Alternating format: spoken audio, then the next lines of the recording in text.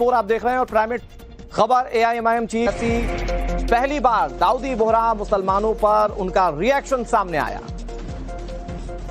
PM ने Dawoodi Bohra community के सामने गलत बोला, ये ओवैसी कह रहे हैं। प्रधानमंत्री 3 साल से किस कानून की बात कर रहे हैं? इस कानून से वक्फ खत्म हो जाएगा, असदुद्दीन ओवैसी ने यह कहा। दरअसल आज हैदराबाद में all India Muslim personal law board की हाई लेवल मीटिंग होने वाली है।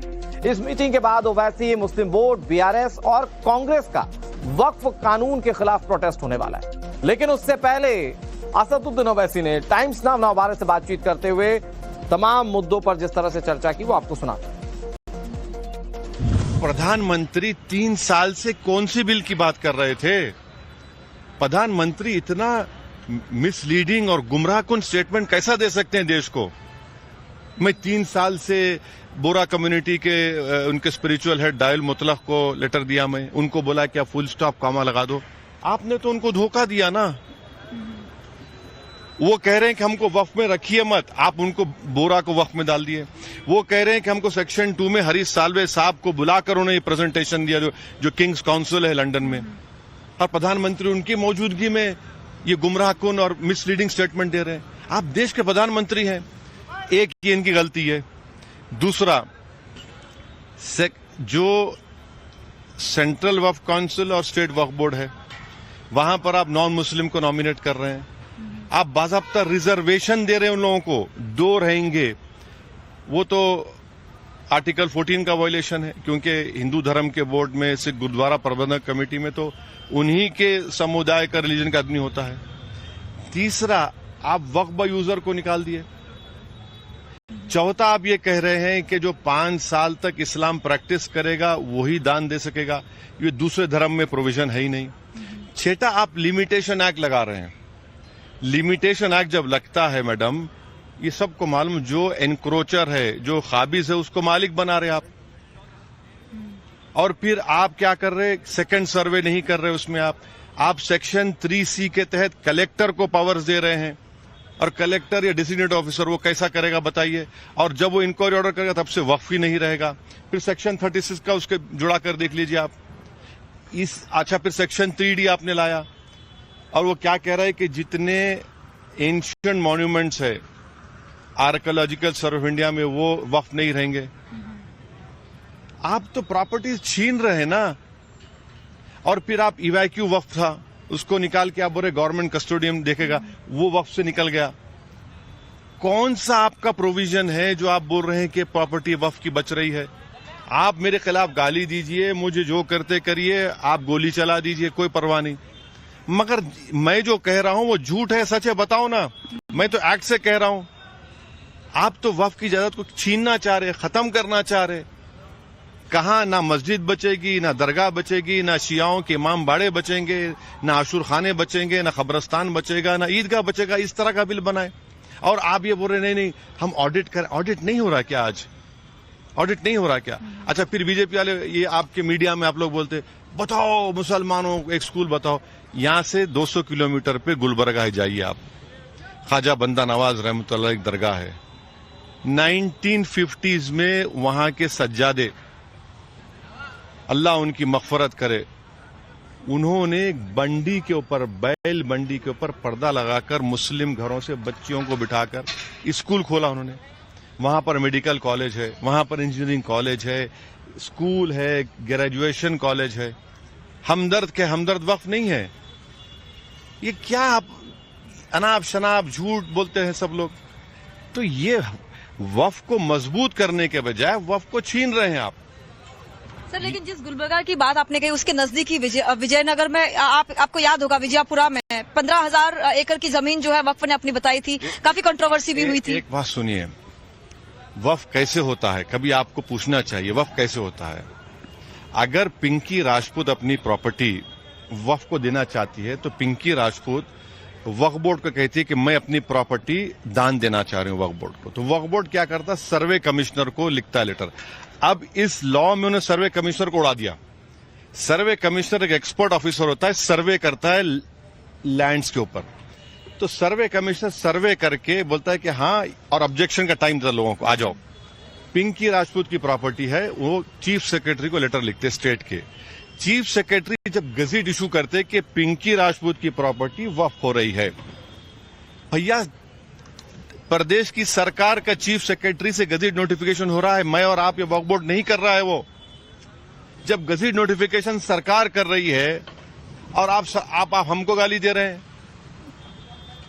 एक तो आपने क्या कर दिया कि दाऊदी बोरा की दुकान पर आपने उनके फंदे पर रख के मुकेश भाई को फायदा पहुंचा दिया। आपने जो काम आप प्लेसेस ऑफ वर्शिप एक्ट की मौजूदगी में नहीं कर सकते थे, आपने 3D से करने की कोशिश की।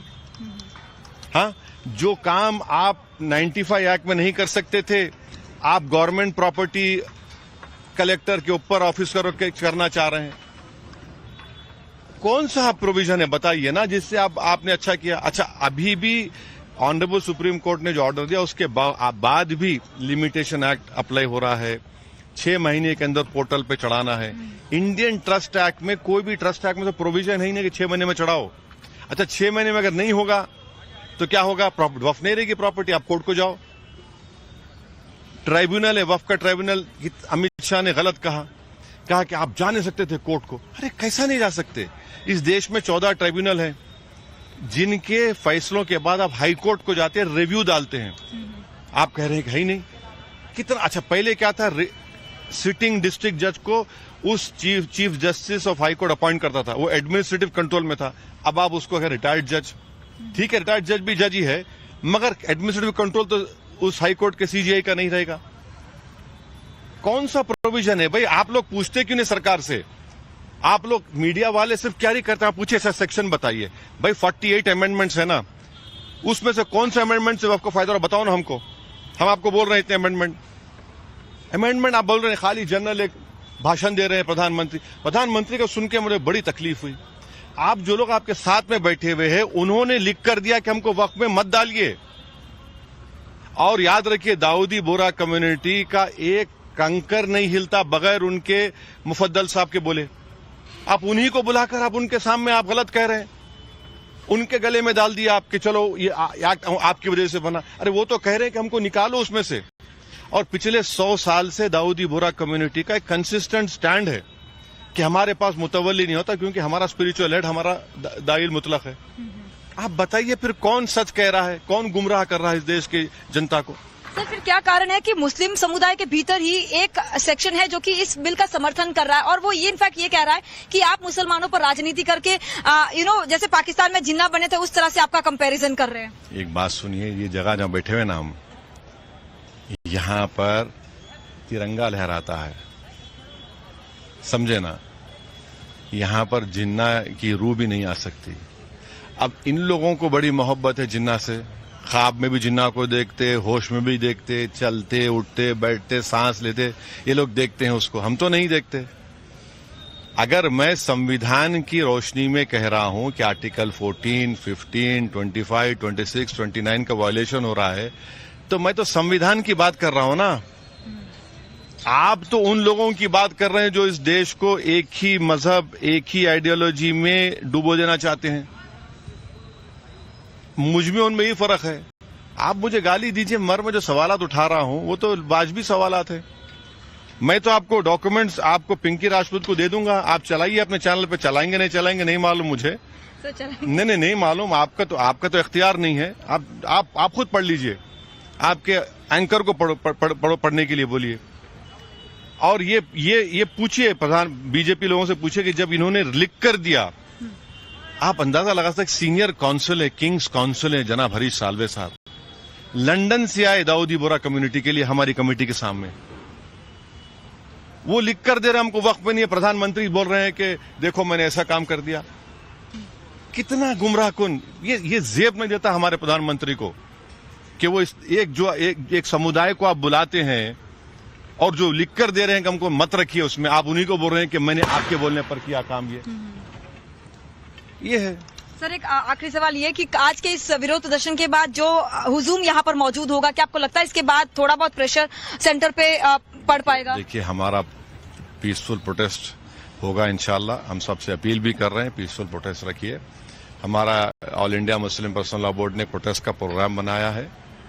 ऑनरेबल सुप्रीम कोर्ट में ये मसला है, हमारी लीगल बैटल भी चल रही है। हमारा बोलना, हम all India Muslim personal law board ने अनाउंस किया है कि संविधान बचाओ, वक्फ बचाओ। सरकार से हम अभी भी अपील करते हैं कि होश के नाखून लें।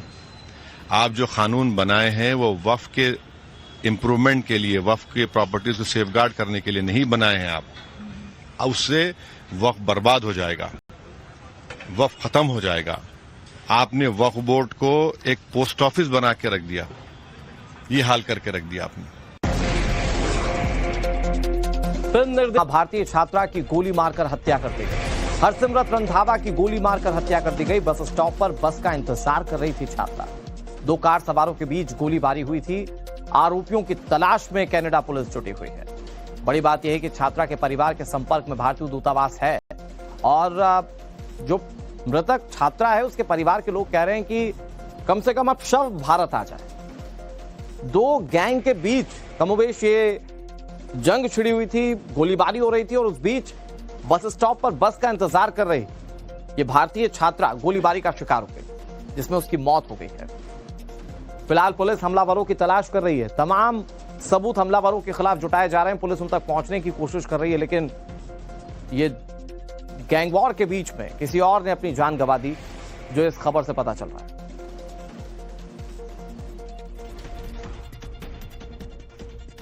भारतीय मूल की छात्रा की कनाडा में मौत कैसे हुई, मैं आपको इसकी जानकारी देता हूं। भारत की हरसिमरत कनाडा में पढ़ाई करती थी। ओंटारियो में मोहॉक कॉलेज की ये स्टूडेंट थी।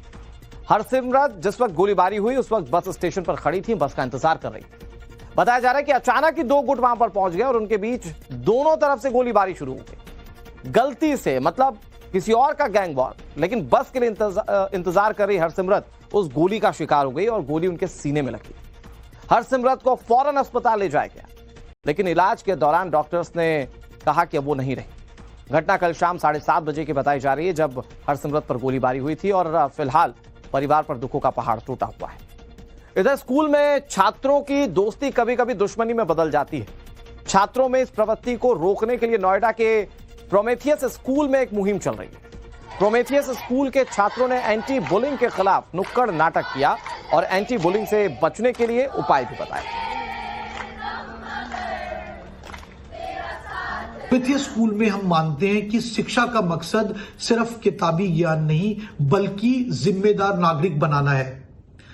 हमारे स्कूल के 32 छात्रों ने 12 अप्रैल को गुलशन मॉल में एक नुक्कड़ नाटक के जरिए बॉडी शेमिंग, बुलिंग और सोशल मीडिया ट्रोलिंग जैसे मुद्दों को उठाया। खबर AIMIM चीफ